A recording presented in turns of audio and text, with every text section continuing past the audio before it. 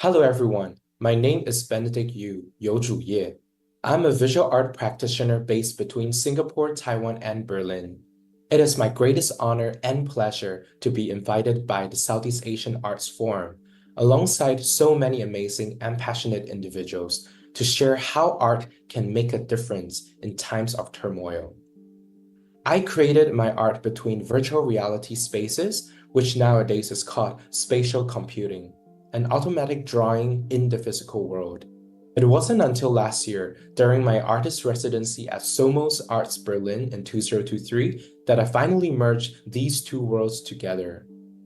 I realized this could potentially impact the mental well-being of communities going through difficult times.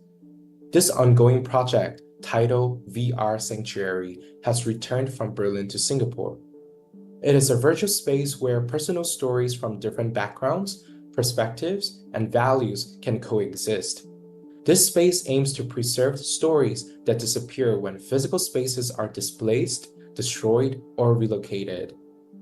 While audience can access this space, the goal is to provide communal healing to individuals who resonate with the shared stories.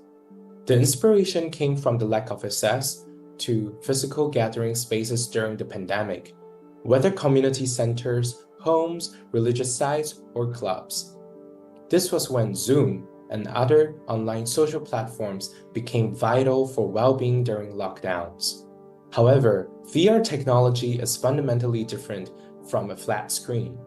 In a VR space, you can perceive the close proximity of another avatar's presence right beside you, almost as if you could touch, embrace, and feel the warmth of another soul. In my research, I found that the human body reacts to a virtual hug as if it is a real physical hug. After the lockdown was lifted, I chose to have my first overseas artist residency in Berlin because of its complex history, which has haunted different communities over many years. The rich tapestry of people from diverse backgrounds, the massive number of daily events, and the carefree expression of individuality made me curious why they ended up in this city. I posted about my artist profile and projects on a social dating app and realized many people were curious about my art. I decided to offer to teach anyone who wanted to learn VR in exchange for their personal stories, which grew into refined interviews that opened up vulnerable journeys between the participants and me. I interviewed 27 participants from the social dating app, aged between 22 and 54. Surprisingly, only 7 of them, which is 26%, were from Germany. The rest were from all over the world. I felt more like a mentor or psychologist than an artist talking to each of them one-on-one. The interview framework was based on the Spiritual Well-Being Questionnaire, in short SWBQ, created by John W. Fisher in 1998, and the Depression, Anxiety, and Stress Scale 21, in short DAS-21, created by S.H. Lovibon and P.F. Lovibon in 1995. This framework explored each participant's current state of well-being and their future direction. Out of the 27 participants, 10 came from countries experiencing war at that moment. They shared how they ended up in Berlin, including how they received temporary EU state permits with massive amounts of paperwork or escaped military regimes under dictatorships. I was instantly awakened by the need to make a change through art with the stories they shared. With each participant's consent and an NDA agreement, I traced their bodies using my method of automatic drawing, recorded their audio stories, and placed the audio back into their 3D virtual bodies. I called them VR spiritual bodies because their audio stories served as guidance that could potentially change a visitor's life forever. The tracing of their bodies depended on the stories they shared and their responses to my questions.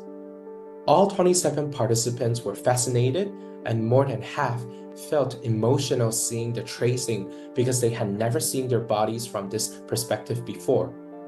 They felt that after sharing their struggles with me, My VR space had lifted their burdens and transformed them into beautiful pieces of art they could embrace and coexist with.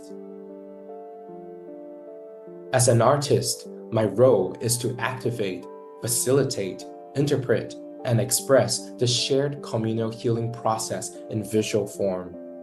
As audience come to listen to these 27 VR stories, they do not know who the participants are, but they know the stories are real and they want to be heard. They want you to know they are going through difficult times.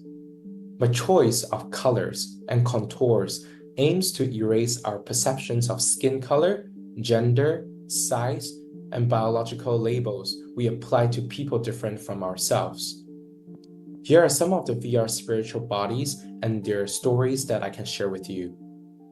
I pray every day, and I feel that when I fall asleep without praying, I think my day is not the same.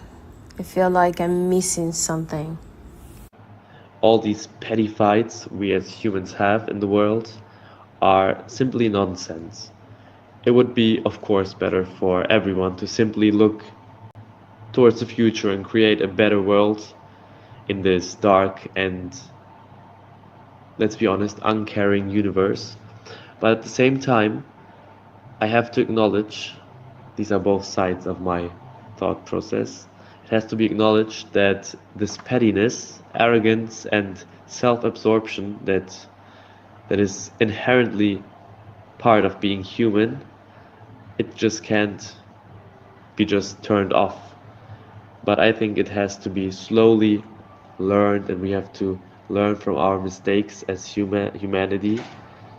But I am hopeful and sure that we will eventually.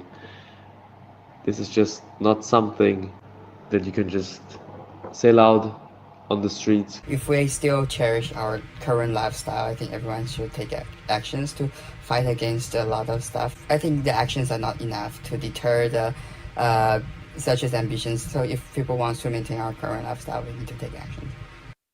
After hearing all 27 participants' stories, I organized meals gatherings to bring together people I knew were going through similar situations.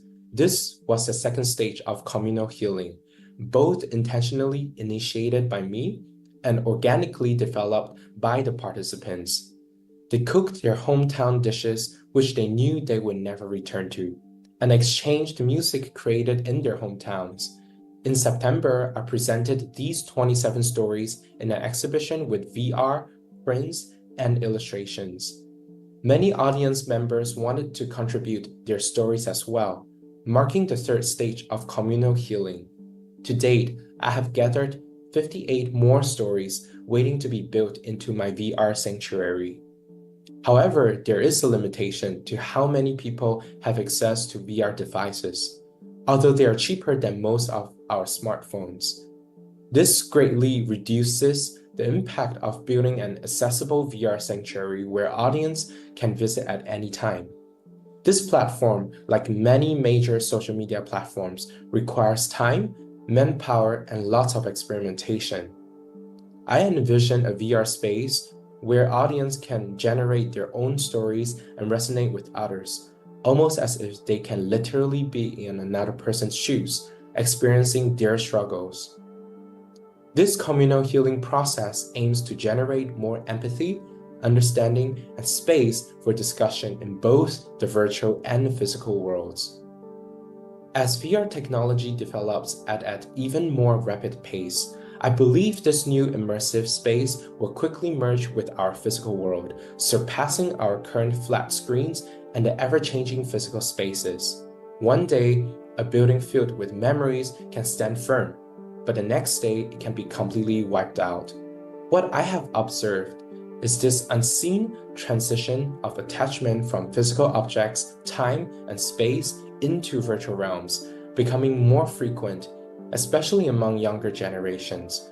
So how do we, as a community, continue to foster this communal healing both virtually and physically and bring about change in turbulent times?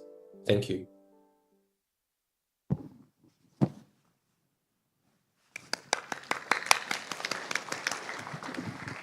Benedict is here. Hi, you want to stand up so everybody? Well, he'll join us in the dialogue. That's Benedict Yu, ladies and gentlemen. What I found particularly moving about that video, and these will all be put on our microsite, so you can actually watch them again later on after the event, is the part where the people were telling their stories, and you saw the VR interpretation. That's a live interpretation digitally of a person living circulation, emotion, and narrative. So that I thought was particularly moving. Thank you, Benedict, for sharing that with us. So now we're going to have our next live presenter, as no less a superstar than